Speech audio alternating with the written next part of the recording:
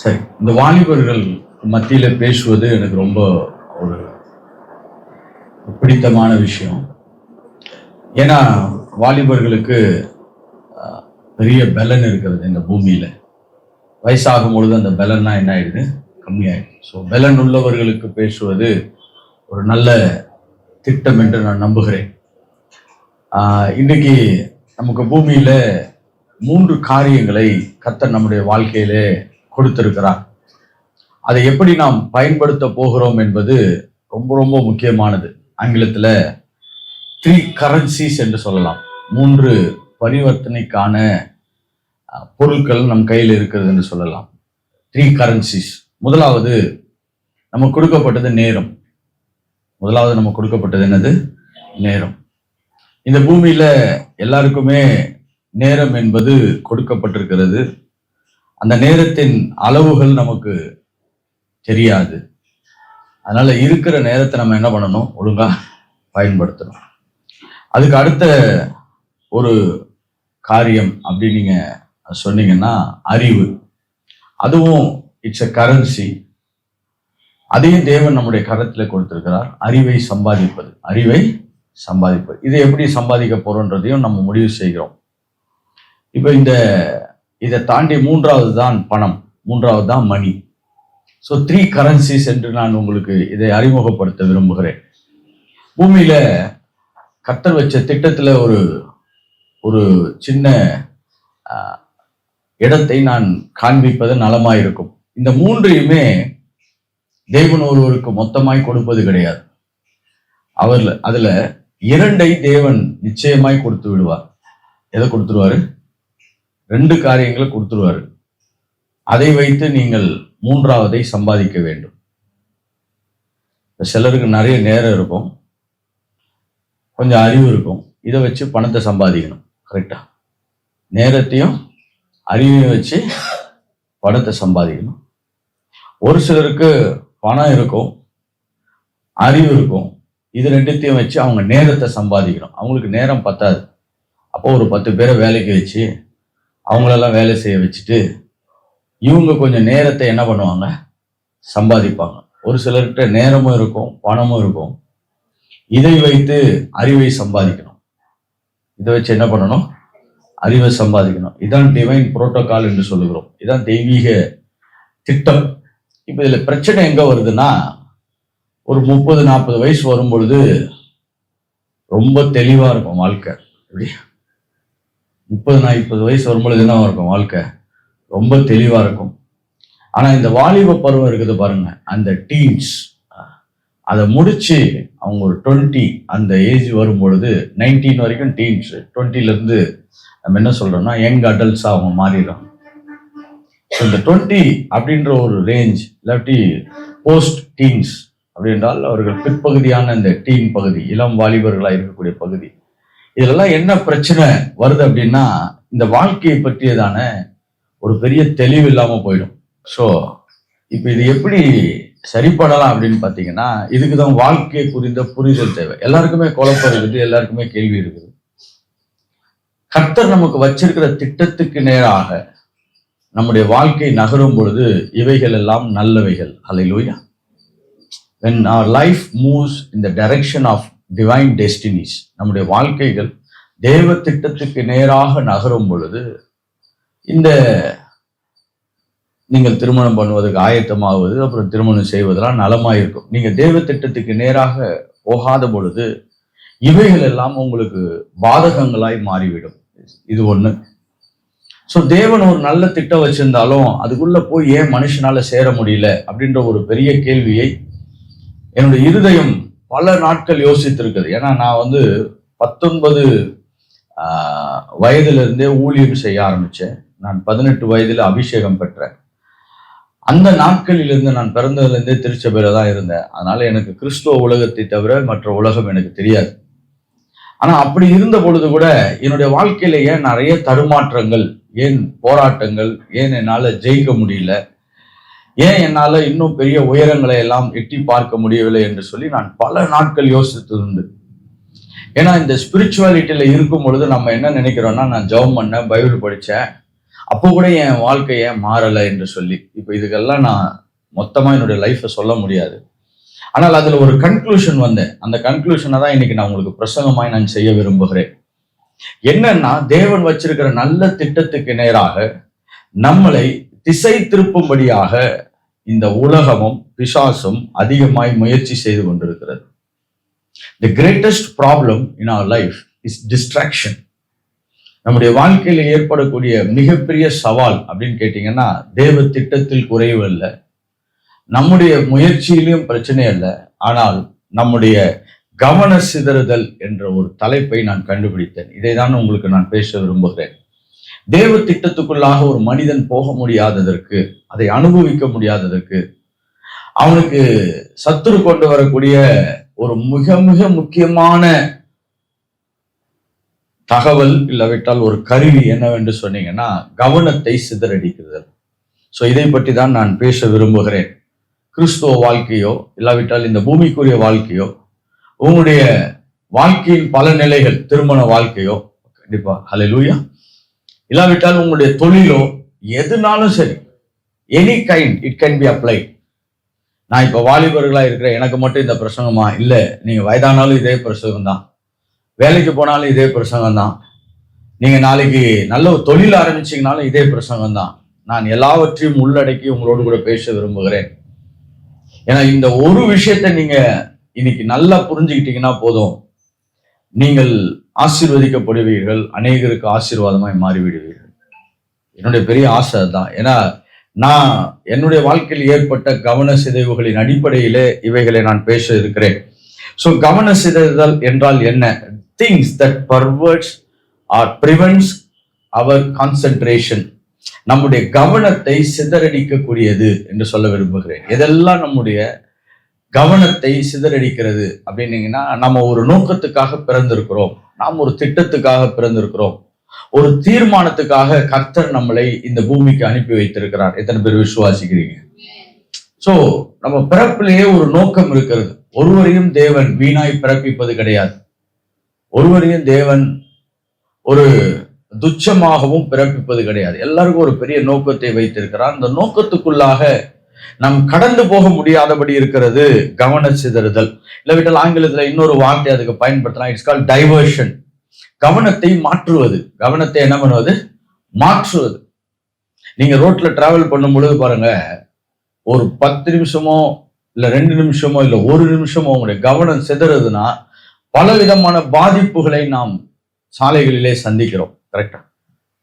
பலவிதமான பாதிப்புகளை சந்திக்கிறோம். சிலர் பாருங்க, ஒரே ஒரு நிமிஷம் ஒரு போனை குடிஞ்சு தூக்குறதுக்கு, கண்ணை எடுக்கிறதுக்குள்ள அவங்களுக்கு என்ன நடக்கும்னா அங்க ஒரு பெரிய விபத்துகள் நடந்திருக்கிறது. ஒரு கவனத்தை மாற்றுவது என்பது ஒரு வாழ்க்கையை மாற்றுவதற்கு ஒப்பனையானது. சோ பிசாசனுடைய பெரிய பெரிய வேலை என்னன்னு கேட்டீங்கன்னா, அவன் நம்மளுக்கு பெரிய பெரிய திட்டத்தெல்லாம் திட்டுறது கிடையாது. உங்க மைண்டையும் என் மைண்டையும் கொஞ்சம் அப்படி டைவர்ட் பண்ணி விட்டானா போதும் பாருங்க, நம்ம போக வேண்டிய இடத்துக்கு போகாம வேற எங்கேயோ போய் என்ன பண்ணிடுவோம், நாம் சேர்ந்து விடுவோம். அதனாலதான் நம்முடைய மனது ரொம்ப முக்கியமானது. இதுதான் இலக்குகளை நோக்கி நகர்வதற்கு உதவி செய்ய போகிறது. இப்ப இதை நம்ம புரிஞ்சுக்கிட்டோம்னா உங்களுடைய வாழ்க்கையை கர்த்தர் மென்மேலும் ஆசீர்வதிப்பதற்கு அதிகமான வாய்ப்பு இருக்கிறது. நீங்க ரொம்ப சிம்பிளா பாருங்க, ஸ்கூல் போனாலும் இதே பிரச்சனை தான். அங்க டீச்சர் பாடம் எடுத்தா நம்ம மைண்ட் என்ன பண்ணும், அது வேற எங்கேயோ சுத்திட்டு இருக்கும். கரெக்டா? எனக்கு நல்லா ஞாபகம் இருக்குது. நான் ஸ்கூல் படிக்கும் பொழுது பாத்தீங்கன்னா, டீச்சர் பாடம் எடுப்பாங்க, மரத்துல 2 காக்கா உட்காந்துருக்கும். நானும் என் ஃப்ரெண்டும் சேர்ந்து அதை டிஸ்கஸ் பண்ணின்னு இருப்போம். பாருங்க, இன்னைக்கு எனக்கு வயசான பிறகு நான் இதை யோசித்து பார்க்குறேன். அன்னைக்கு சத்துரு எப்படிலாம் நம்மளை டிஸ்டர்ப் பண்ணியிருக்கிறான். காசு கட்டி ஸ்கூலுக்கு அனுப்பிச்சு சாப்பாடு கொடுத்து ஸ்நாக்ஸ் கொடுத்து அனுப்புனா நம்ம என்ன பண்ணிட்டு இருக்கோம், 2 காக்கா எப்படி உட்காந்துருக்குதுன்னு டிஸ்கஸ் பண்றோம். சரி, இதே தான் காலேஜ் போனான், இதே தான் காலேஜ் போனாலும் அங்க போனோடனே அவங்கள பாரு, இவங்கள பாரு, அவனை பாரு, இப்படி இவளை பாரு. யாரை பார்த்தாலும் நம்ம வாழ்க்கை மாற போறது இல்லை. முதல்ல நம்மளை பார்க்கணும் ஒழுங்கா. ஆனா இந்த காலேஜுக்குள்ள போன எல்லாருக்கும் நான் சொல்றதெல்லாம் புரியும் பாருங்க. நான் ஃபர்ஸ்ட் இயர் இன்ஜினியரிங் காலேஜ் படிக்கும் பொழுது நான் பார்த்த ஒரு கொடுமையான விஷயம், எல்லாம் வரும்பொழுது பால் வடிகிற முகமா வருவானு. ஆனா ஒரு மாசம் 2 மாசத்துல அவனுங்க பண்ற வேலையை பார்த்தா உண்மையாலே இவங்கெல்லாம் மனித பிறவிகளான்ற ஒரு கேள்வியே வந்துடும். இதுக்கு மேல என்னால சொல்ல முடியாது. அப்படி பால் வடிஞ்ச முகத்தோட வருவானு. அதுக்கப்புறம் பாத்தீங்கன்னா ஏதோ ஏரியாலே இவர் தான் தாதா மாதிரி சுத்தி நிற்பான். மார்க்கம் வராது, ஒன்றும் வராது. எல்லாமே ரொம்ப சிம்பிள் பாருங்க. 12வது வரைக்கும் உயிரை கொடுத்து கவனமா படிச்சிருப்பான். எப்படி உயிரை கொடுத்து என்ன பண்றான்? கவனமா படி. மார்க் எடுத்து காலேஜ் வந்தோன்னா என்ன ஆயிடுது? கவனம் எல்லாம் போயிடுது. நான் இதை தான் உங்களுக்கு வலியுறுத்த விரும்புகிறேன். பிசாசு இன்னைக்கு பெரிய வேலையெல்லாம் செய்யறதே கிடையாது. அவன் லைட்டா நம்மளுடைய கவனத்தை வேறு ஏதோ ஒரு பக்கம் திருப்பி விட்டால் நம்முடைய வாழ்க்கையை தேவன் வச்சிருக்கிற திட்டத்திலிருந்து நம்மளை என்ன பண்ணுகிறான்? மாற்றி விடுகிறவனாய் இருக்கிறான். அதனால இன்னைக்கு என்னுடைய பிரசங்கமும் கடைசியா நான் உங்களுக்காக செபிக்க விரும்புகிறேன். நம்ம இன்னைக்கு ஒரே ஒரு விஷயத்தை தான் ஜெபிக்க போறோம். என்னுடைய கவனத்தை சிதற விடாமல் கர்த்தர் எனக்கு உதவி செய்ய வேண்டும். அல்லேலூயா. நீங்க இதை மட்டும் ஜெபம் பண்ணி பாருங்க, மாற்றம் பெரிதாய் வரும். வேதாகமத்துல லூக்கா எழுதின சுவிசேஷம் 10ஆம் அதிகாரம் 38ஆம் வசனத்திலிருந்து 42ஆம் வசனம் வரைக்கும்.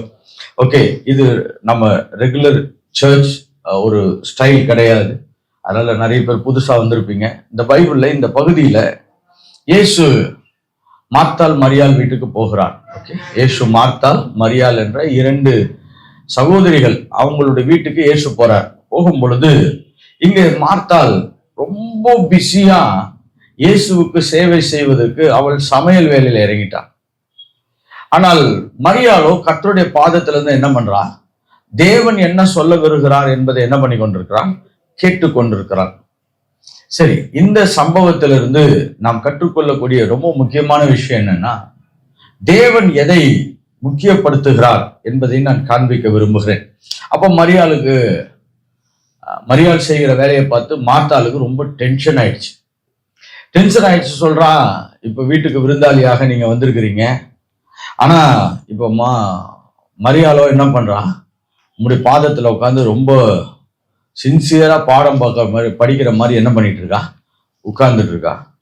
அப்படின்னு சொன்னோன்னு இயேசு அவளுக்கு என்ன பதில் சொல்றாங்க அப்படின்னு கேட்டீங்கன்னா, இதை நான் என்னுடைய வேத அறிவின் அடிப்படையில நான் எப்படி பார்ப்பேன்னா, இது மார்த்தாள் மரியாளை மட்டும் திட்டல, இயேசுவையும் சேர்த்து திட்டுற மாதிரி பார்ப்பேன். எப்படி நீங்க அந்த வசனத்துல படிச்சீங்கன்னா 30 சகோதரி இருந்தார். ஓகே, இயேசுவின் பாதத்தருகே உட்கார்ந்து அவருடைய வசனத்தை கேட்டுக் கொண்டிருந்தால் மார்த்தாளே பற்பல வேலைகளை செய்வதில் மிகவும் வருத்தம் அடைந்து மார்த்தாளோ பற்பல வேலைகள் செய்வதிலே வருத்தம் அடைந்து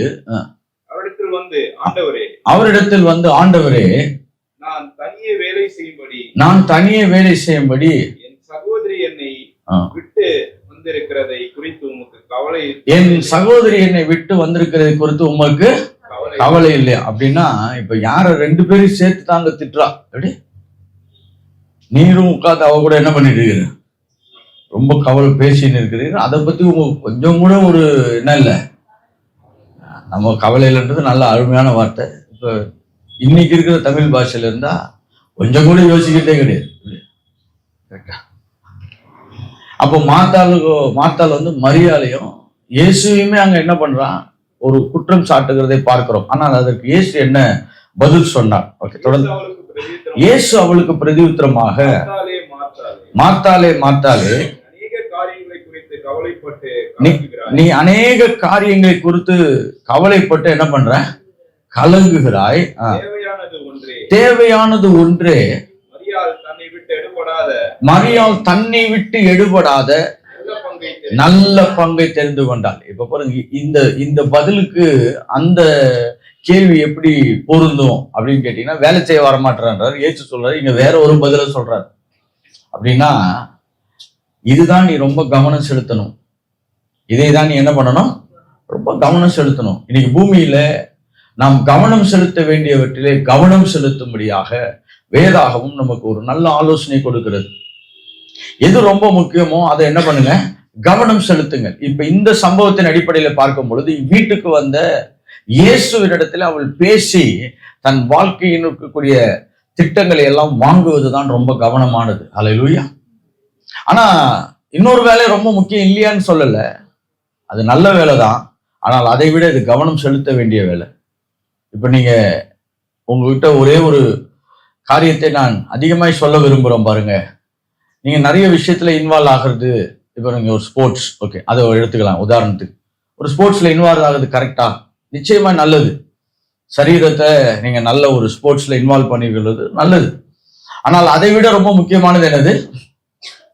நீங்க உங்க கையில இன்னைக்கு கொடுக்கப்பட்ட பொறுப்புகள். நீங்கள் படிக்க வேண்டும், பரீட்சை எழுத வேண்டும், மார்க் எடுக்க வேண்டும், பின்பு எதிர்காலத்துக்காக உங்களை ஆயத்தப்படுத்திக் கொள்ள வேண்டும். பாருங்க, வெறும் மார்க் மட்டும் பத்தாது. இந்த காலத்துல உங்களை எதிர்காலத்துக்காக என்ன பண்ணணும்? ஆயத்தப்படுத்திக் கொள்ளணும். இதை விட இது ரொம்ப முக்கியமான, இது என்ன சொல்லுவோம், நிச்சயமான முக்கியம். இப்போ ஒரு ஸ்போர்ட்ஸ் மேனா மட்டும்தான் மாற போறான்னா, அவனை காலேஜ்லயோ ஸ்கூல்லயோ என்ன சொல்லிடுவாங்கன்னா, நீ மெதுவா பாஸ் ஆகுறதுக்கு மட்டும் படிச்சுட்டு மற்ற டைம்ல என்ன பண்ணு, கிரவுண்ட்ல இருன்னு சொல்றாங்க. கரெக்டா? எதை கவனம் செலுத்தணுமோ அதை கவனம் செலுத்துவதற்காக தான் இந்த கூட்டத்தையே நாங்கள் ஆயத்தப்படுத்தி இருக்கிறோம் என்று நான் நம்புகிறேன். அல்லேலூயா. ஏன்னா நிறைய வேலைகள்ல நம்முடைய கவன சிதைவு தான் பெரிய பிரச்சனை. மார்க் எழுதின சுவிசேஷம் 1:35 வாசித்தீங்கன்னா, இயேசு தனியாக ஜெபம் பண்ண போனார். ஏன் தனியா ஜெபம் பண்ண போனார்? ஏன் கூட்டு பிரார்த்தனை பிரச்சனையான்னு கேட்டா இல்ல, அவருக்கு நல்லா தெரியும் இவங்களோட சேர்ந்தா நம்ம கவனத்தெல்லாம் என்ன பண்ணிடுவானுங்க, திசை திருப்பிடுவாங்க. அப்ப இயேசுவே தனியா இருந்து தேவ திட்டத்தை வாங்குவதுல ரொம்ப கவனமா இருந்திருக்கிறார். சோ நம்முடைய லைஃப்ல இந்த கவன சிதைவு என்பது பெரிய பிரச்சனை. நீங்க நிறைய வேலைகள், ஒரு சிலர் பாத்தீங்கன்னா என்ன பிசாசு ஏதோ பிரச்சனை பண்ணுதுன்னுவாங்க. பிசாசு பிரச்சனை பண்றதுக்கும் நீங்க ஒத்துழைச்சாதான் அந்த பிரச்சனை என்ன பண்ணும், பிரச்சனையாவே மாறும். நீங்கள் ஆதியாகமம் 2ஆம் அதிகாரத்துல போய் படிச்சு பின்பு 3ஆம் அதிகாரத்துக்கு வந்தீங்கன்னா, அங்க ஏவாள்கிட்ட வந்து நேரடியாக அந்த பழத்தை பிச்சு என்ன பண்ண முடியல, பிசாசு அவ வாயில கொடுத்து அவளை சாப்பிட வைக்க முடியல. ஓகே, இதுக்கப்புறம் தெளிவா என்னால சொல்ல முடியாது. அவர்கிட்ட பழத்தை சாப்பிடலையான்ற ஒரு ஐடியாவை தான் கொடுத்தான். அவ கவனம் சிதறிச்சு, அதை எடுத்து அவளை என்ன பண்ணிட்டான், சாப்பிட்டுட்டான். இதுதான் பைபிளினுடைய மிகப்பெரிய கோட்பாடு. அப்ப நம்ம கிறிஸ்துவ வாழ்க்கையில நம்ம கண்டு கொள்ள வேண்டிய மிக முக்கியமானது என்னன்னா, நாம் எதை கவனம் செலுத்துகிறோம். நாம் எதை கவனம் செலுத்துகிறோம். நிறைய வேலை சொல்லுவாங்க வாழ்க்கை ரொம்ப பிரச்சனையா இருக்குது. நான் சொல்றேன், முதல் காரியம் என்னன்னா, நீங்கள் எதை கவனம் செலுத்துகிறீர்கள் என்பதை கவனமாய் பாருங்கள். நம்ம எதெல்லாம் கவனம் செலுத்தக்கூடாது என்பதை நான் சற்று சொல்ல விரும்புகிறேன். முதலாவது, பிற்போக்கான சிந்தனைகள். Avoid distraction. எதையெல்லாம் நாம் தவிர்க்க வேண்டும் என்றால், பிற்போக்கான சிந்தனைகள். இந்த பூமியில பிசாசு எப்படி நம்ம கூட வேலை செய்யறான், இல்லாட்டி உலகம் எப்படி வேலை செய்யுதுன்னா, நமக்கு நிறைய பிற்போக்கான சிந்தனைகளை கொண்டு வந்து கொடுத்து கொண்டே இருக்கும். என்னோடு கூட பிலிப்பியர் 4ஆம் அதிகாரம் 8ஆம் வசனத்தை வாசித்தீங்கன்னா, அங்க ஒரு பெரிய பட்டியல் ஒன்று கொடுக்கப்படுகிறது. வாசிக்கலாம் யாராவது. கடைசியாக சகோதரரே, உண்மை உள்ளவைகள் அப்படின்னா what is the absolute right, எது சரியோ அதை அப்படின்னு சொல்லப்படுது. உண்மை உள்ளவைகள். அடுத்தது ஒழுக்கம் உள்ளவைகள். எது உங்களுடைய வாழ்க்கையை சரிப்படுத்துமோ, எது தேவனுக்கு முன்பாக கரெக்டா இருக்குமோ, எதெல்லாம் உங்களுடைய வாழ்க்கையை தீமையிலிருந்து பாதுகாக்குமோ, எதெல்லாம் உங்களை தேவனை போல செயல்பட வைக்குமோ, நற்கீர்த்தி அப்படின்னாலும் எதெல்லாம் நல்லது செய்ய முடியுமோ, புண்ணியம் எதுவோ அப்படின்னா இதை செய்தீங்கன்னா நிறைய பேருக்கு நல்லது உண்டாகுமோ, ஓகே, அவைகளையே நீங்க என்ன பண்ணுங்க, சிந்தித்துக் கொண்டிருங்கள். முதல் டைவர்ஷன் எங்க வருதுன்னா, நம்முடைய தாட் லைஃப் என்று சொல்ல விரும்புகிறேன். பிசாசு வேற எங்கேயுமே வரமாட்டான். முதல் அவனுடைய ஃபர்ஸ்ட் அண்ட் ஃபோர்மோஸ்ட் டார்கெட் அப்படின்னு கேட்டீங்கன்னா நம்முடைய சிந்தனை மண்டலம் தான். நீங்க நிறைய பேருடைய வாழ்க்கையை நீங்க கொஞ்சம் கொஞ்சமா எடுத்து அதை கூறு போட்டு பாத்தீங்கன்னா, ஏன் இவங்களுடைய லைஃப்ல இப்ப நல்லா படிச்சுட்டு இருந்தவங்க திடீர்னு படிக்காம போயிருப்பாங்க. நல்லா படிச்சுட்டு இருந்தவங்க என்ன பண்ணுவாங்க, திடீர்னு படிக்காம போயிருப்பாங்க. இன்னும் சொல்றேன் பாருங்க, அப்பா அம்மாவுக்கு ரொம்ப கீழ்ப்படிதலா இருந்த பிள்ளைங்க திடீர்னு கீழ்ப்படிதல் இல்லாம போயிருக்கும். அது வரைக்கும் அந்த பிள்ளை ஒழுங்கா இருந்திருக்கும், திடீர்னு ஒரு பெரிய டிரான்ஸ்ஃபர்மேஷன் வரும். அது வரைக்கும் காலேஜுக்கு கரெக்டா டைமுக்கு போயிட்டு இருந்த பிள்ளை திடீர்னு அது கட்டடிச்சுட்டு வேற எங்க என்ன பண்ணும், போக ஆரம்பிக்கும். இதை நீங்க போய் பின்னாடி பின்னாடி பின்னாடி செக் பண்ணி பார்த்தீங்கன்னா, யாரோ ஒருத்தர் இல்லாட்டி ஏதோ ஒரு சிந்தனை அவங்க மனதுல முதலாவது வந்திருக்கும். நான் ஏன் அப்பா அம்மாவுக்கு கீழ்ப்படியணும்? நான் ஏன் அப்பா அம்மாவுக்கு என்ன பண்ணணும்? கீழ்ப்படியணும். இப்படிதான் எல்லாமே ஸ்டார்ட் ஆகுது. அப்புறம் நான் ஏன் கஷ்டப்பட்டு படிக்கணும்? நான் ஏன் கஷ்டப்பட்டு நான் எதுக்கு இவ்வளவு கஷ்டப்பட்டு படிக்கணும் அப்படின்ற ஒரு சிந்தனை வர ஆரம்பிச்சு வச்சுக்கோங்களேன், அவங்க படிப்பின் மேல ஆர்வத்தை குறைத்து விடுவார்கள். அடுத்த ஒரு சிந்தனை இருக்குது பாருங்க, நான் கொஞ்சம் ஜாலியா தானே இருக்கணும், நான் ஏன் கஷ்டப்பட்டு காலேஜுக்கு போகணும் அப்படின்னு நினைச்சா காலேஜ் போறது என்ன பண்ணிடுவாங்க? ஸ்டாப் பண்ண ஆரம்பிச்சிடுவாங்க. இப்ப இதெல்லாம் எங்க நடக்குதுன்னா சிந்தனையின் மண்டலத்துல தான் ஆரம்பிக்கிறது. அதனால்தான் கவன சிதைவு என்பது நம்முடைய சிந்தனையில் முதலாவது வருகிறது. சரி, இரண்டாவது எங்க வருது அப்படின்னு நம்ம இரண்டாவது என்ன சிந்தனை வருது அப்படின்னு பாத்தீங்கன்னா, ஜட்ஜ்மெண்டல் ஆட்டிடியூட் அப்படின்றால் மற்றவர்களை நியாயம் தீர்க்கக்கூடிய சிந்தனை. மற்றவர்களை நியாயம் தீர்க்கக்கூடிய சிந்தனை. இது ஒரு பெரிய சவாலான இடம். ஏன்னா நம்ம வாலிபர்கள் வளரும் பொழுது என்னன்னா, நம்ம என்ன பண்ணுவோம்னா, நம்ம ரொம்ப கரெக்ட், மற்றவங்கலாம் தப்பு. நம்ம ரொம்ப கரெக்ட், மற்றவங்கலாம் தப்பு. ஏன்னா நம்ம இப்பதான் உலகத்தை பார்க்குறோம், இப்பதான் நம்ம சில வாய்ப்புகள்லாம் நம்மளுக்கு கிடைக்குது. அதை நினைச்ச உடனே நம்ம என்ன பண்ணுவோம்? ஜட்ஜ்மெண்டல் ஆட்டிடியூட்ல மாறிடும். எல்லாத்தையும் தப்புன்னு சொல்றத ஒரு மனப்பான்மைக்கு வருவோம். இதுவும் பிசாசுனுடைய மிகப்பெரிய கவன சிதைவு. நீங்க எப்பெல்லாம் எல்லாத்தையும் தப்புன்னு சொல்ல ஆரம்பிக்கிறீங்களோ அப்பொழுதெல்லாம் நீங்க ரொம்ப கரெக்ட்னு நினைக்க ஆரம்பிச்சிருவீங்க. அப்ப பிசாசு சொல்லுவான், சரி இவன் தான் நம்ம கேண்டிடேட்டா என்ன பண்ணிட்டான், மாறிட்டான். ஓகே. மூன்றாவது அப்படின்னு சொல்லீங்கன்னா, நம்மளை நாமளே குற்றப்படுத்தி கொள்வது. நம்மளை நாமளே என்ன பண்ணுவது? குற்றப்படுத்தி, செல்ஃப் கண்டம்னேஷன். நம்மள என்ன சொல்லுவோம், எனக்கு அவ்வளோ பெரிய திறமை இல்லைங்க, எனக்கு அவ்வளோ பெரிய ஞானம் இல்லை, எனக்கு அவ்வளோ பெரிய ஆற்றல் இல்லை, என்னாலலாம் இதெல்லாம் பெருசா செய்து நான் பெருசா மேல வர முடியாது. இப்படி பல சிந்தனைகளை நம்முடைய சிந்தனையில பிசாசு என்ன பண்றான், கொண்டு வந்து சேர்க்க விரும்புகிறான். நீங்க யோசித்து பாருங்க, இதெல்லாம் ஏன் ஃபர்ஸ்ட் செய்யறான்? இதெல்லாம் ஏன் ஃபர்ஸ்ட் செய்யறான்? ஏன்னா உங்களுக்கு ஒரு பெரிய திட்டம் வச்சிருக்கிறாரு. அந்த திட்டத்துக்குள்ளே நீங்கள் போகாமல் இருப்பதற்கு அவன் பலவிதமான முயற்சிகளை செய்கிறான். என்ன செய்யறான்? பலவிதமான முயற்சிகளை செய்கிறான்.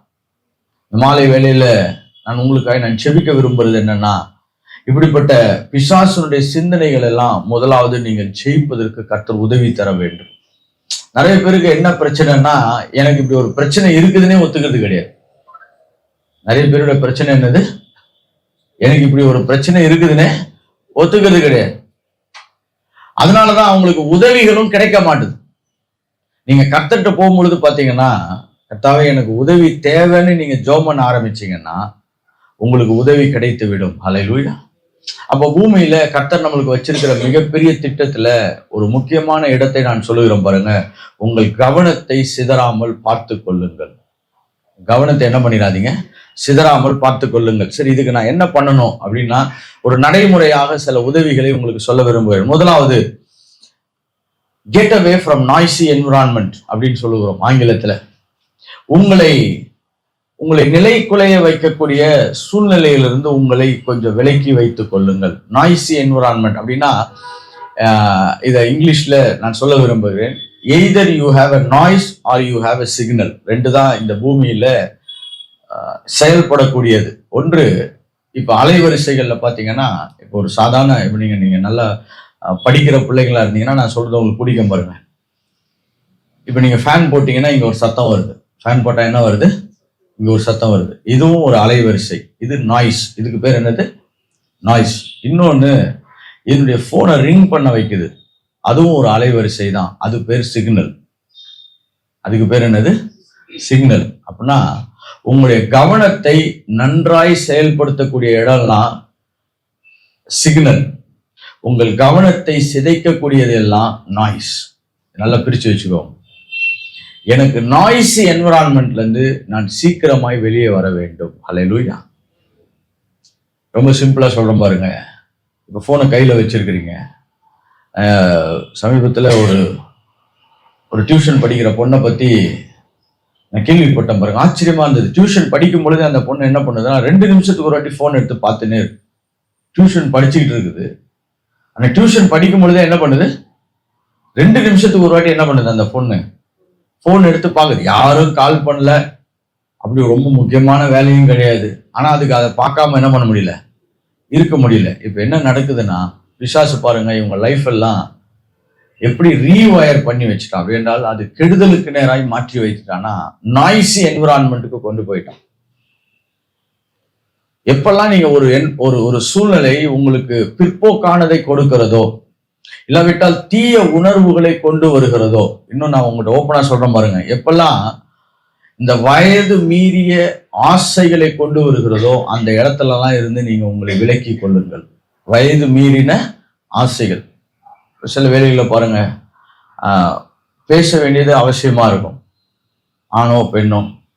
ஆனால் அது கொஞ்சம் தொடரும் பொழுது பார்த்தீங்கன்னா அது கொஞ்சம் அத்துமீறின லெவலுக்கு போகும். இப்போ அது என்ன ஆயிடுதுன்னா நாய்ஸா மாறிடுது. தி சிக்னல் பிகம் அ நாய்ஸ். இங்கதான் பிசாசு என்ன பண்றான்னா, இந்த ஒரே ஒரு விஷயத்தை எதையா ஒண்ணு காமிச்சு, இப்போ ஒரு சிலருக்கு பாருங்க பைக் மேல ஆசை. ஓகே, ஏன்னா இது ரொம்ப பிரச்சனையான இடம், இதை ஃபுல்லா சொல்ல முடியாது, இது கொஞ்சம் ஈஸியா சொல்லலாம். சிலருக்கு பைக் மேல ஆசை, எப்படியாவது பைக் வாங்கி ஓட்டணும். இப்போ நீ கொஞ்ச நாள் கழிச்சு பைக் ஓட்டி தான் ஆகணும், வேலைக்கு போகணும், எப்படி வீட்டுக்கு வந்துதான் ஆகணும், என்ன பண்ணணும், ஆகணும். பைக் கண்டிப்பா வாழ்க்கையில நீங்க என்னைக்காவது ஒரு நாள் என்ன பண்ணணும், ஓட்டி தான் ஆகணும். ஆனா இப்ப பாருங்க, அளவுக்கு அதிகமா அதன் மேல சிந்தனைகளை கொடுத்து, அளவுக்கு அதிகமான ஒரு ஆசைகளை கொடுத்து, அதை யார் வண்டியாவது வாங்கின்னு போயிட்டு ஹெல்மெட் இல்லாம பேப்பர் இல்லாத வண்டியெல்லாம் ஓட்டி போலீஸ்ல மாட்டி கேஸ் ஆகி. So the problem is not the bike. நம்முடைய கவனம் தான், நம்ம என்ன செய்ய வேண்டும், நம்ம என்ன செய்யக்கூடாது என்பதை குறித்த ஒரு மிகப்பெரிய தெளிவுக்குள்ளாய் நாம் வர வேண்டும். அடுத்தது, இந்த பூமியில இன்னைக்கு இருக்கக்கூடிய மிகப்பெரிய சேலஞ்ச், பிசாசுக்கு அடுத்தது அப்படின்னு சொல்லி என்கிட்ட கேட்டீங்கன்னா அது போன் தான். ஈவன் பிசாசுக்கு ஈக்குவலா கூட சொல்லலாம். ஏன்னா அது எல்லா இடத்துலயும் இருக்குது, எப்பயுமே வேலை செய்யுது, எல்லா தகவலும் வேற கொடுக்குது. எப்படி பிசாசிட்ட கூட கொஞ்ச நேரம் நீங்க பேசி தகவல் வாங்கணும்னா லேட் ஆகும், போன் அதை விட ஃபாஸ்டா என்ன பண்ணுது. It is a biggest diversion. Phone தப்பான்னு கேட்டீங்கன்னா இல்ல, நல்லது. நம்மளுக்கு நிறைய நியூஸ் வர வேண்டி இருக்குது, நம்ம சில ஏதாவது படிக்க வேண்டியது இருக்குது, நிறைய புக்ஸ் இருக்குது, ஏராளமான புக்ஸ் இருக்குது. போன் தப்பு கிடையாது. ஆனா அதை எப்படி நம்முடைய கவனத்தை கெடுக்கிறதோ இல்ல சீர்படுத்துகிறதோ என்பதை என்ன பண்ணுங்க, பார்க்க ஆரம்பியுங்கள். ஏன்னா கவன சிதைவு இருக்கும் பொழுது லைஃப்ல பெரிய சேலஞ்சஸ் உண்டாகும். மூன்றாவதாய் ஒன்று சொல்ல விரும்புகிறேன், பிராக்டிக்கலா சரியாய் தூங்குங்கள். வாலிப பசங்களுக்கு இன்னைக்கு இருக்கிற பெரிய பிரச்சனை, they don't sleep nicely. அதுவும் காரணம் போன் தான். இல்லாட்டி யாரோ ஒருத்தர் அந்த சைட்ல இருந்து போன் பண்ணி நம்மளை டிஸ்டர்ப் பண்றது, எப்படி இல்லாட்டி இவங்களே போன் பண்ணி எல்லாரையும் டிஸ்டர்ப் பண்றது, எப்படியோ ஆக மொத்தம் இந்த போன் தான் பெரிய பிரச்சனையாவே இருக்கு. they don't sleep. ஏன் நான் உங்களுக்கு சொல்றேன்னா, பாருங்க, குடிகாரனை ஏன் குடிக்க கூடாதுன்னு சொல்றோம் அப்படின்னு பாத்தீங்கன்னா, அவனுக்கு நல்ல முடிவு எடுக்கவே முடியாது. குடிகாரனுக்கு என்ன பண்ண முடியாது, நல்ல முடிவு எடுக்கவே, இது ரோடு ஓரமா, ரோடு நடுவில் இருக்கிறோமா, பைக்கு வருதா அப்படின்ற முடிவு கூட அவனால என்ன பண்ண முடியாது, எடுக்க முடியாது. இதே எஃபெக்ட் தான் ஒருத்தன் தூங்காதப்பையும். நீங்க வேணா தூங்காம இருந்து பாருங்க, ஒரு நாள் தூங்காம இருந்து அப்படியே கொஞ்சம் நடந்து கிடந்து பைக் ஓட்டி பாருங்க, இதே எஃபெக்ட் தான் இருக்கும். நம்ம நினைக்கிறோம் அது பெரிய பிரச்சனை, நான் தூங்காம இருக்கிறது ஒன்றும் பெரிய பிரச்சனை இல்லைன்னு. உங்களுடைய மூளை, இல்லாவிட்டால் உங்களுடைய நரம்பு மண்டலங்கள், உங்களுடைய எல்லா அவயங்களுமே தேவன் படைத்தது என்னன்னா ஒரு ப்ராப்பர் ரெஸ்டோட அதை படைச்சிருக்கிறார். அந்த ரெஸ்ட் இல்லைன்னா கவன சிதைவு அதிகமாயிடும்ன்றாங்க. அதனாலதான் சின்ன பிள்ளைங்க எல்லாம் பாருங்க, நிறைய விஷயத்த மனப்பாடம் பண்ணுவாங்க. கரெக்டா? எத்தனை பேர் சின்ன வயசுல நிறைய மனப்பாடம் பண்ணியிருக்கிறீங்க? சர்ச்சுக்கு போறதா இருந்தா நிறைய வசனம் சொல்லுவீங்க, ஸ்கூலுக்கு போனா பெரிய பெரிய பேராகிராஃப்லாம் சொல்லுவீங்க. இப்ப எதையாவது மனப்பாடம் பண்ண சொல்லுங்க, அட போங்கப்பா சொல்லுங்க டக்குன்னு, நாங்க சாட் ஜிபிடியில் அடிச்சு என்ன பண்றோம். எனக்கே ஞாபகம் இருக்குது, நான்லாம் முன்னாடி 30-40 ஃபோன் நம்பர் மனப்பாடமா வச்சிருப்பேன். இப்ப சில டைம்ல என் நம்பரே எனக்கு இப்ப பிரச்சனையாகுது. ஏன்னா சிறு குழந்தைகள் பாருங்க பல மணி நேரம் தூங்குவாங்க. Brain has is own restructuring capacity. கவன சிதைவுக்கு மிகப்பெரிய காரணம் என்னன்னா தூக்கமின்மை. நீங்க டாக்டர்கிட்ட போயிட்டு எனக்கு பிரச்சனைன்னு கேட்டீங்கன்னா முதல்ல கேட்கிற கேள்வி ஒழுங்கா தூங்குறியான்னு கேட்போம். என்னைக்கு தூக்கம் போதோ அன்னைக்கு கவன சிதைவு வந்து விடும். ஃபர்ஸ்ட் அப்போ எக்ஸாம் அப்போ முடிச்சிருந்து படிங்க. எக்ஸாம் முடிச்ச உடனே ஒழுங்கா தூங்கி ஒழுங்கா என்ன பண்ணுங்க, எந்திரிங்க. நம்ம எப்படி தெரியுமா, எக்ஸாம் முடிஞ்ச உடனே தான் ஒழுங்கா தூங்குறது கிடையாது. ஆனா நம்ம சொல்லுவோம் எனக்கு ஏதாவது ஒரு உதவி கிடைச்சா நல்லா. கர்த்தர் சொல்றார் உங்களுக்கு உதவி செய்வதற்கு தான் ஒரு நல்ல மூளையை கர்த்தர் கொடுத்துருக்கிறார். அதை நம்ம எப்படி யூஸ் பண்றோமோ அது அப்படி பலன் தரும். ஹல்லேலூயா.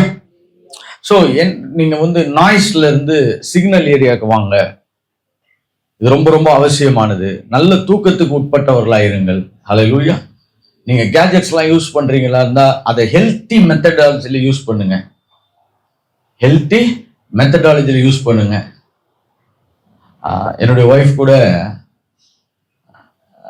அடிக்கடி சொல்லுவாங்க, நீங்க 2 ஃபோன் வச்சுன்னு இருக்கிறீங்க, நீங்க 2 ஃபோன் வச்சிருக்கிறீங்க. நானும் எவ்வளோ நாள் சொல்லி பார்த்தேன், அவங்களுக்கு புரிய மாட்டேது. இந்த ஃபோன் ஃபுல்லா புக்கு, இந்த ஃபோன் ஃபுல்லா என்னது புக்கு, அந்த ஃபோன் ஃபுல்லா ஆடியோ மெசேஜ். இதனால தான் 2 ஃபோன். ஏன்னா இந்த ஃபோன்ல சீக்கிரமா பேட்டரி போயிடும், அந்த ஃபோன்ல பேட்டரி போகாது. நிறைய பேர் கேட்பாங்க ரெண்டு ஃபோனும் நல்ல வேலை செய்யுதுன்னா நம்மளுக்கு ஆசீர்வாதம். ஏன்னா இன்னைக்கு அந்த காலத்துல பாருங்க, நான்லாம் ஊருக்கு போறேன், ஒரு மீட்டிங் எங்கேயா போறேன்னா பெட்டியில பாதி புக்கு தான் இருக்கும். நீங்க நம்ப மாட்டீங்க, பெட்டியில பாதி புக்கு இருக்கும். இந்த புக்கு தேவை, அந்த புக்கு தேவைன்னு எல்லாத்தையும் தூக்கி வச்சுன்னு போவோம் பாருங்க. கஷ்டமா இருக்கும் தூக்கின்னு போறதும் வர்றதும். இப்ப அதெல்லாம் கர்த்தர் மாற்றி சுலபமாக்கி எல்லாத்தையும் போன்லயே வச்சு படுறான்னு கொடுத்துட்டாரு. அதனால நாங்க போன் யூஸ் பண்றோம், நான் யூஸ் பண்றேன் அதிகமா. எதுக்கு யூஸ் பண்றது ரொம்ப முக்கியம். Is it constructive or destructive? ஒரு கம்ப்யூட்டர் இன்ஜினியர் எப்ப பார்த்தாலும் கம்ப்யூட்டர் முன்னாடியே உட்காந்துருக்கிறான். அவனை பார்த்து பைத்தியக்காரனா சொல்லுவோம். அவன் ரொம்ப முக்கியமானது. அவன் அப்படி உட்கார்ந்தாதான் அது என்ன பண்ண முடியும், டெவலப் பண்ண முடியும். இன்னொருத்தன் சும்மா கேம் விளையாடுறதுக்கு அது முன்னாடி உட்காந்துன்னு இருக்கான். அவனும் கம்ப்யூட்டர் முன்னாடி தான் இருக்கிறான், இவனும் கம்ப்யூட்டர் முன்னாடி தான் இருக்கிறான். ஆனா அவன் நல்லா ஆயிடுவான், எங்கேயாவது ஜப்பான், அமெரிக்கா, கொரியான்னு போயிடுவான். இவன் கேம் விளையாடி கடைசியில் கொஞ்ச நேரம் டீ கடையில் போய் டீ குடிச்சிட்டு வந்து மறுபடியும் கேம் தான் விளையாடுவான். எங்கேயும் போக மாட்டான் இவன். So it's not the problem of gadgets, it's the problem of distraction. நம்முடைய கவனங்கள் எப்படி சிதறப்படுகிறது. ஓகே, கடைசியாக ஒன்றை நான் சொல்லி உங்களை ஆசீர்வதிக்க விரும்புகிறேன். உங்கள் கவனத்தை சீர்படுத்துவதற்கு கர்த்தர் கொடுத்த அருமையான திட்டம் இந்த வேதாகமத்தை படிப்பது. Reading God's word. Reading God's word. ஏன்னா இந்த வார்த்தையில ஆவியாயும் ஜீவனுமாய் இருக்கிறது. இந்த வார்த்தை வந்து எப்படி இருக்குதா, ஆவியாயும் ஜீவனுமாய் இருக்குதா. ஓகே, நிறைய பேருக்கு இப்ப நீங்க பைபிள் ரெகுலரா சர்ச்சுக்கு போகாதவங்களா இருந்தா இந்த வசனம் வந்து உங்களுக்கு கொஞ்சம் சேலஞ்சிங்கா இருக்கும். அதனாலதான் நான் ரொம்ப வசனங்கள் ஊடாக உங்களை கொண்டு போகாதபடிக்கு உங்களை சற்று நான் உங்களை லகுவான இடங்கள் வழியாக கூட்டு போயிட்டு இருக்கேன். ஓகே, நீங்க சொல்ற வாசிக்கலாம் என்னோடு கூட. யோவான் 6ஆம் அதிகாரம் 68ஆம் வசனத்தை வாசிங்க பாருங்க. யோவான் 6ஆம் அதிகாரம் 68ஆம் வசனம். சீமோன் பேதுரு அவருக்கு பிரதியுத்தரமாக, ஆண்டவரே யார் இடத்தில் போவோம், நித்திய ஜீவ வசனங்கள் உம்மிடத்தில் உண்டு. பாருங்க, நித்திய ஜீவன் என்பது பரலோகத்தினுடைய ஜீவன். அதான் பரலோக ஜீவன். அது ஒரு பெரிய டாபிக். நல்ல சிம்பிளா சொல்றேன் பாருங்களேன்.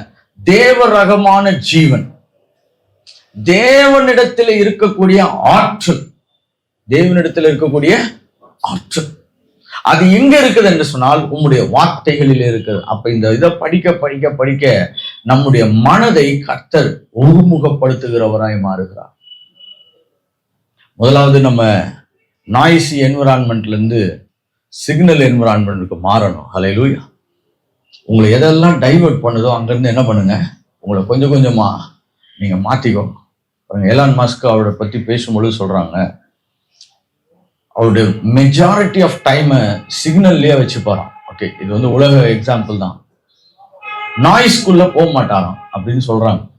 அப்படி என்று சொன்னால் எது தேவையோ அதை மட்டும், எது அவசியமோ, எது செயல்படுமோ அதுல தான் என்ன பண்ணுவார் அவரு, ரொம்ப அதிகமாய் தன்னை வைத்துக் கொள்வார். அதனால்தான் அவரால் நிறைய கண்டுபிடிப்புகள் எல்லாம் உருவாக்க முடிகிறது. நம்மளும் அதே புக்கு தான் படிக்கிறோம், நம்மளும் அதே சப்ஜெக்ட் தான் படிக்கிறோம். ஆனா நம்ம நிறைய நாய்ஸ்ல என்ன பண்றோம், வேலை செய்கிறோம். கரெக்டா? இப்போ ரேடியோ, அந்த காலத்துல ஒரு ரேடியோ இருக்குது பாருங்க, அது இந்த டிரான்சிஸ்டர் சொல்லுவாங்க. இதை திருப்பினீங்கன்னா சத்தம் வந்துக்கினே இருக்கும். கரெக்டா? இன்னொன்று திருப்பினீங்கன்னா கரெக்டா என்ன பண்ணும், ஒரு செய்தியோ இல்லாவிட்டால் ஒரு பாடலோ வரும். நீங்க காலையில இருந்து சாயங்காலம் வரைக்கும் உஸ்ன்றதே வச்சு கேட்டிருந்தீங்கன்னா என்ன ஆகும்?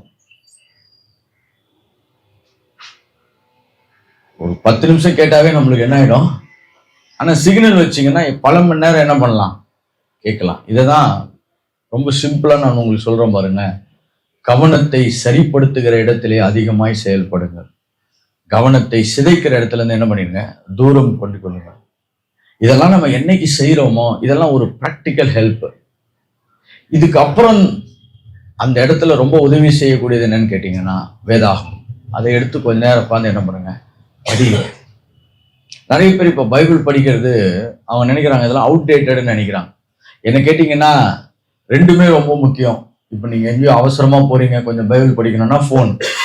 ஆனால் சர்ச்சுக்கு போகும்பொழுதோ இல்லாவிட்டால் வீட்டில் இருக்கும் பொழுதோ பிரிண்ட் பண்ணப்பட்ட புக் எடுத்து என்ன பண்ணுங்க, படிங்க. இதுல இருக்கக்கூடிய இந்த சயின்டிஃபிக் அண்டர்ஸ்டாண்டிங்கே வேற. நீங்க லைட் பேஸ்ட்ல படிக்கும் பொழுது டிஸ்ட்ராக்ஷன் அதிகமா இருக்குதுன்றாங்க. ஆனா பிரிண்டட் மெட்டீரியல் படிக்கும் பொழுது மைண்ட் அதிகமா, உங்களுடைய கெப்பாசிட்டி என்ன பண்ணுதான், அப்சார்ப்ஷன் அதிகமா இருக்குன்றாங்க. அதே மாதிரி ரீசெண்டா இன்னொரு கண்டுபிடிப்பு பாருங்க, நீங்க டைப் படிக்கிறதுக்கும் எழுதுறதுக்குமே பெரிய வித்தியாசம் இருக்குதுன்றாங்க. எழுதும் பொழுது நம்ம பேப்பர் பேனால என்ன பண்றோம், எழுதுறோம் பாருங்க. நீங்க அதை எழுதும் பொழுது பெரிய ரீஸ்ட்ரக்சரிங் பிரெயின்ல உருவாகுதுன்றாங்க. அதனாலதான் இந்தியர்களுக்கு ஒரு பெரிய கிருபை என்னன்னா எழுத வைக்கிறாங்க. மேற்கத்திய நாடுகள்லாம் டைப் அடிக்கிறது. ஆனா நம்மளுக்கு பரவாயில்ல, கர்த்தர் இப்படி ஒரு சின்ன ஹெல்ப் வச்சிருக்கிறார். நீ இதெல்லாம் ஏன் உங்களுக்கு சொல்றேன்னா, இந்த பிரிண்டட் மெட்டீரியல் நீங்க படிக்கும் பொழுது your mind becomes com. Mind becomes com. இதுக்கு நீங்க இதுக்காக என்ன பண்ணுவாங்கன்னா, அந்த காலத்துல தூக்கம் வரல அப்படின்னா புக் எடுத்து படிப்பாங்க. எத்தனை பேர் அதெல்லாம் பார்த்துருக்கிறீங்க? சப்போஸ் நீங்க இந்த தொலைக்காட்சிகள் இல்லாவிட்டால் சினிமாக்கள் இதுலெல்லாம் பார்த்தீங்கன்னா கூட கதை புக்கு படிப்பாங்க, இல்லாட்டி புக்கு படிச்சுன்னே தூங்குவாங்க. ஏன்னா it mentally comes your life. அதனால நம்ம என்ன சொல்றோம்னா, அடிச்சடிக்கப்பட்ட வேதாகமத்தை எடுத்து என்ன பண்ணுங்க, படியுங்க. ஃபர்ஸ்ட் எனக்கு படிச்சா புரிய மாட்டேன், ஒன்றும் பிரச்சனை இல்லை. இப்போ புக் எடுத்து படிச்சோன்னா எல்லாம் புரிஞ்சுதா? எக்ஸாம் எழுதிட்டு வந்த பிறகு கூட புரியாது, தெரியுமா உங்களுக்கு? ஏன்னா அந்த டீச்சரே பாவம், அவங்களுக்கே புரியாம ஒரு மார்க்கை போட்டு அனுப்புவாங்க. கரெக்டா?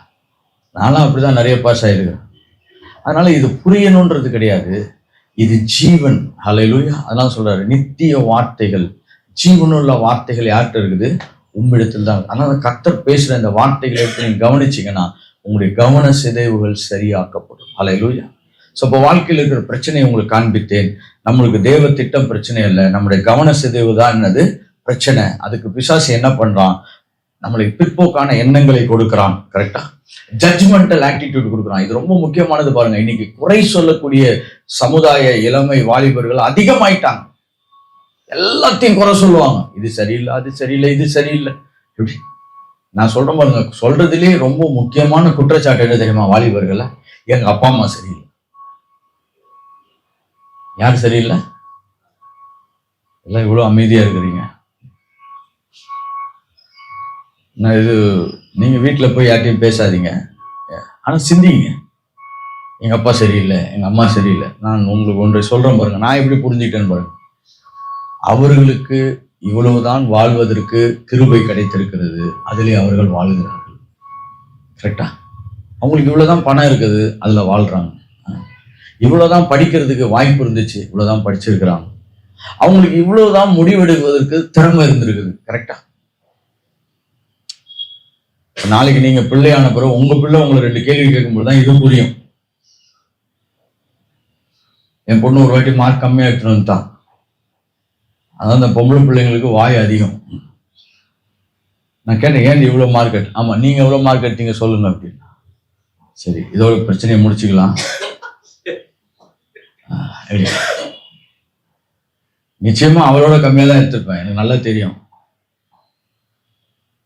ஆனா குறை சொல்வதில் பாருங்க, நம்ம முந்தி கொள்ளுகிறோம். இது ஒரு பெரிய கவன சிதைவு. ஏன்னா நம்மளை பார்க்காம நம்ம இன்னொருத்தரை பார்க்கிறவர்களாய் மாறி விடுகிறோம். இந்த பூமியில there is no perfect husband, there is no perfect father, there is no perfect mother, there is no perfect siblings. நான் இதை ஆணித்தரமா சொல்வேன். நல்ல சரியான தங்கச்சி, சரியான அக்கா, சரியான அப்பா, சரியான அம்மா எங்கேயுமே கிடையாது, எங்கேயுமே கிடையாது. when you become judgmental, உங்களுடைய கவனத்தை எல்லாம் பிசாசு திருடிட்டான்னு அர்த்தம். அது சரியில்லை, இது சரியில்லை. பாருங்க, இன்னும் சொல்றேன் பாருங்க, there is no perfect church. சரியான சர்ச்சுக்கு போகணும் பாஸ்டர் அப்படின்னா பரலோகத்துக்கு போயிடுங்க. அங்கதான் ஒரே பாஸ்டர் கரெக்டா எல்லாத்தையும் செய்வார், இயேசு கிறிஸ்து இருக்கிறார். there is no perfect church, there is no perfect preaching also. என்னுடைய பிரச்சனை, பாஸ்டர் இதை சொல்லல அதை சொல்ல, I am not also perfect. Judgemental என்னன்னா நம்முடைய கவனத்தை பயங்கரமா திசை திருப்பிடும். இதெல்லாம் நான் ரொம்ப கண்டுபிடிச்சேன் சிறு வயதுல. நான் ஹைலி ஜட்ஜ்மெண்டல். ஆனா அதுல இருந்து கர்த்தர் என்னை கொஞ்சம் கொஞ்சமா விடுதலை ஆக்கினார். யூ அக்செப்ட் தட், நீ அதை ஏற்றுக்கொள். அப்போ உன் கவனத்தை நீ என்ன பண்ண மாட்ட, சரியாய் வைத்துக் கொள்வாய். கடைசியா நான் சொன்னது பாத்தீங்கன்னா செல்ஃப் கண்டம்னேஷன். இந்த 3 குறித்து நம்ம செபிக்க போகிறோம். Self condemnation. நான் சரியில்லை, நான் சரியில்லை. யார் தான் சரியா இருக்கிறான்? பிசாசு பாருங்க, நம்ம ஏதாவது ஒண்ணு சின்னதா கொடுத்தோம்னா அதை நம்மளுக்கு பெருசா காமிப்பான். சரியில்லைதான், கரெக்டா? ஆனா அதை பிசாசு எடுத்து என்ன பண்ணிடுவான்னா நம்மளை கவனத்தை அதன் மேல திசை திருப்பி விடுவான். அப்ப நம்மளால பெரிய மாற்றங்களை பூமியில் ஏற்படுத்த முடியாது. அப்படியே எழுப்பி நிற்கலாம்.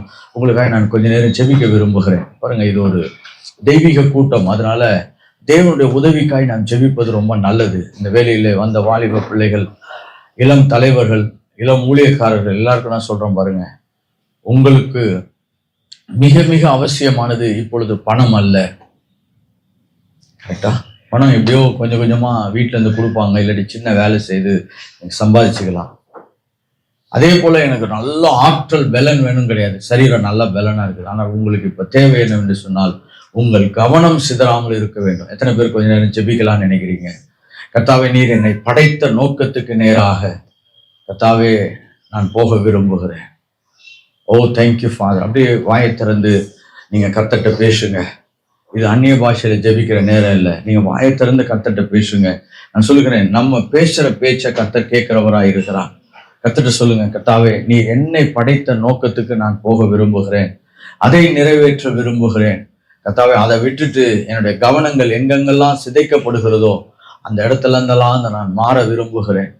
அந்த இடத்துல இருந்தெல்லாம் நான் மாற விரும்புகிறேன். கர்த்தாவே, என்னுடைய பிற்போக்கான சிந்தனைகளை நான் உங்களுடைய கரத்துல ஒப்பு கொடுக்கிறேன். கர்த்தாவே, எல்லாம் கொஞ்ச நேரம் கர்த்தர்ட்ட சொல்லுங்க. கர்த்தாவே, என்னுடைய பிற்போக்கான சிந்தனை, நாய்ஸி என்விரான்மெண்ட், கர்த்தாவே, என்னுடைய கவனத்தை ஈர்க்கக்கூடிய கெடுக்கக்கூடிய இடங்கள் இருந்தெல்லாம் நான் என்னை விடுதலையாக்கி கொள்ள விரும்புகிறேன். நல்ல எண்ணங்களுக்குள்ளாய் கர்த்தர் என்னை வழி நடத்துவீராக. நல்ல எண்ணங்களுக்குள்ளாய் கர்த்தர் என்னை வழி நடத்துவீராக. ஓ தேங்க்யூ ஹோலி ஸ்பிரிட். ஓ தேங்க்யூ ஹோலி ஸ்பிரிட். இப்ப கர்த்தருடைய ஆவியானுடைய உதவியை கேட்போம். கர்த்தாவே, நாங்க உங்களுடைய சமூகத்துல வந்திருக்கிறோம்ப்பா. கர்த்தாவே, பிள்ளைகள் உங்களுடைய சமூகத்துல வந்திருக்கிறாங்க. கர்த்தாவே, இவர்கள் பெரிய மாற்றங்களை காணும்படியாய் வந்திருக்கிறாங்க, பெரிய மறுரூபங்களை காணும்படியாய் வந்திருக்கிறாங்க.